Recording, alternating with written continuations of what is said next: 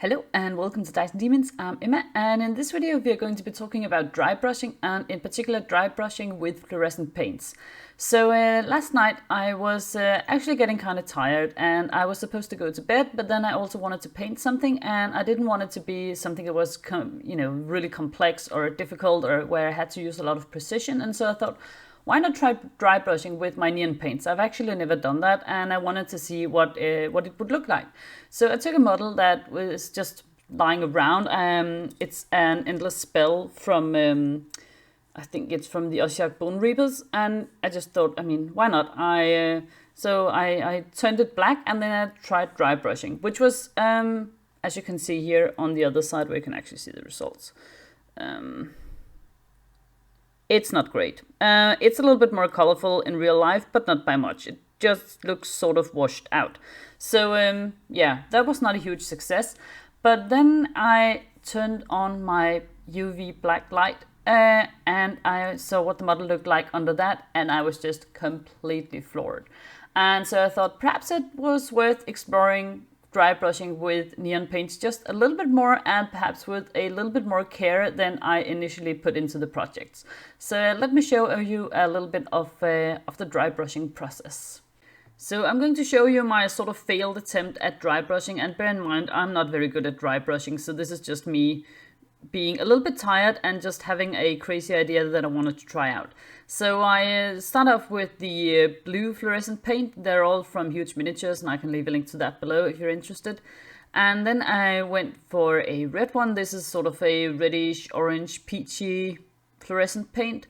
And I tried just relatively quick blending it. As you can see, I'm not being very careful or very, yeah, I probably should have put a little bit more effort or a little bit more thought into the whole process, but I was just really keen to see what it would look like, and so I just tried working as quickly as I could. And then I took a orange neon paint, and in real life this is very, very vibrant, but for some reason it doesn't show up as well on camera as I might have liked, but it is quite vibrant in real life, though perhaps not as much over a black undercoat. And then I went for my last bit of dry brushing here with just some pure yellow neon paint, and it looked horrible in real life, but then I turned on the black light or the UV light and I was completely mesmerized. You can also see how much I got on my hand, but don't pay attention to my hands. They've got lots of paint on them. I think this looks really, really cool. I mean, yeah. It just looks almost magical somehow. And so I thought, okay, perhaps I'm not going to scrap the entire project of dry brushing with fluorescent paints, because I had been wanting to do that. And so I just took some dungeon tiles that I had cast and tried dry brushing them, not using black as in the undercoat this time, but different colors that were closer to the actual fluorescent paints that I was using. So here it's the red one again. Then I'm dry brushing over top of a red base coat, and then I'm using the orange again. And as I said, this is more vibrant in real life, but well, it is a little bit hard to show on camera. And then lastly, I just took the yellow one and tried dry brushing with that as well, and seeing how that would turn out. Once I was happy with that, I thought perhaps, I mean, the paints don't get very neon-ish when you're dry brushing with them. Fluorescent paints are quite translucent, so they don't have the same kind of popping effect as they normally do.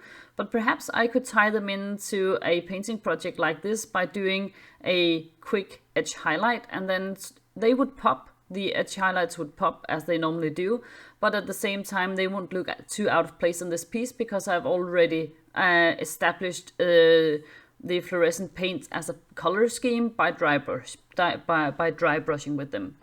Then I had another idea, because the fluorescent blue paint, actually it's here on the right, and it actually just looks like a normal lighter blue color. And so how about if you took the fluorescent paint on one tile, and then you took a similar color, like a lighter blue color, but not fluorescent, and dry brushed that onto another tile. And I just quickly did that, and I tried more or less to, yeah, I'm not good at dry brushing, as you can see, and more or less tried to hit the same color scheme. And this was just, again, well, me playing with paints and trying stuff out, so I wasn't being too careful, but I think they ended up matching relatively closely. And my idea with this was that perhaps you built sort of a dungeon or something out of dungeon tiles, and you had them all in these bluish gray tone scales, and then you could do one of them in fluorescent paints and then the others in ordinary paints, and then you could cast a reveal spell or something on your surroundings, and then the right one for like highlighting a trap or a hidden doorway or something would light up. I don't know, I've never actually played D&D, so I don't know, or anything similar, so I don't know if it would work. I just thought it was a fun idea. And here you can see some more. I tried out both, where you can see on the left what it looks like in daylight, and on the right what it looks like under a UV light. And I actually think they look quite fun. Some of them work better than others, and I particularly actually like the one on the top left, which is under a gray tone, but then using blue and pink and fluorescent paints as a dry brush. I also want to say that I don't think dry brushing with neon paints like this is going to be like the new big thing that will just immediately solve all your problems. But I do think that they can actually it can be beneficial, even though they are not as vibrant as they are when you use them with a brush more in an ordinary way of coloring, like doing edge highlights and stuff. Just because it sort of ties a color scheme nicely together. And also I think they might work pretty well if you were doing some sort of object source lighting where you wanted to look like they were lit from, you know, a lava base or a magic sword or something. Perhaps they would also work well for that, both with dry brushing and edge highlighting and such.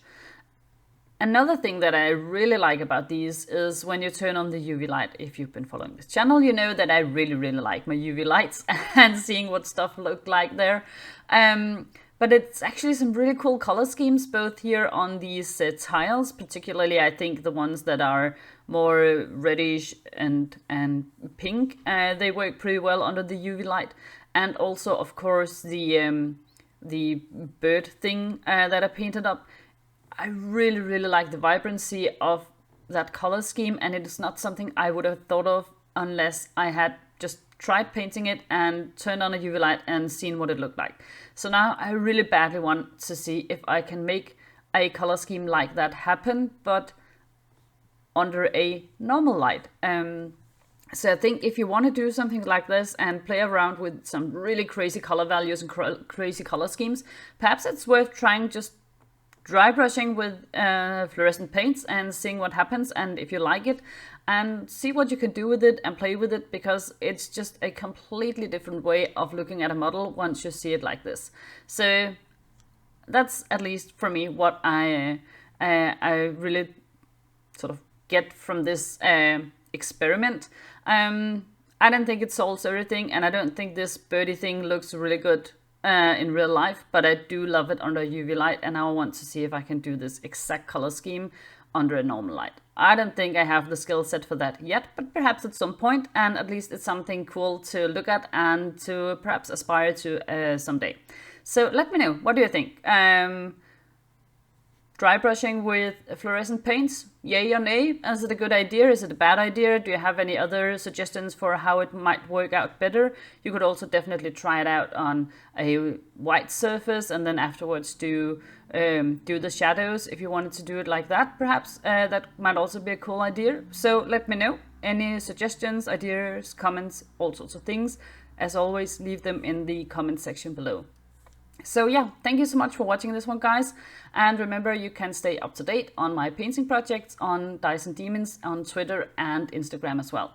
So thank you for watching, and I'll see you next time. Bye.